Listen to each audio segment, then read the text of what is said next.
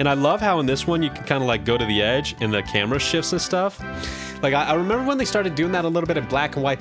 Okay, so like hear me out. This is what I'm talking about. Okay, hear me out. The cool thing about like Game Freak though is that they keep trying to appeal to their historical fans. They don't just like make new games and then like make it like just forget about their old fans. What I mean by that is like they take things slowly. What a lot of new fans don't understand is that, you know, these newer games aren't just like, oh, great graphics and stuff and like, you know, whatever, like a new game, blah, blah, blah. No, it's Pokemon. It's supposed to be cartoony. It shouldn't be just like best graphics in the world. I don't flippin' want the best graphics in the world for Pokemon. The cool thing that they do though is try to like tend to all of their older fans and stuff and keep them around.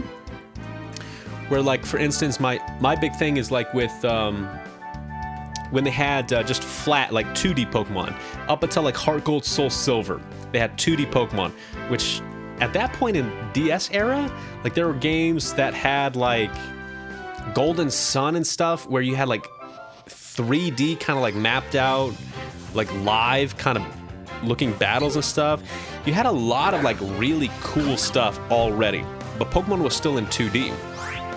Now they knew that they had to kind of change things and they had to like update a little bit, but they didn't just like update to the newest thing. They didn't want to shock their old player base. At least that's how I feel about it. They didn't want to shock their old player base. So like the transition from like 2D to 3D, just the simple fact of like transitioning from 2D to 3D. They went from Heart Gold, Soul Silver to 2D moving sprites, which, by the way, one of my favorite regions. I just love the art style of that they did. Pokemon Black and White.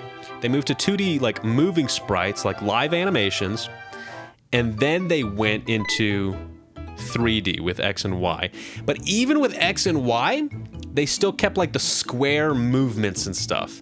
They didn't just go like full like walk around with a control stick yet.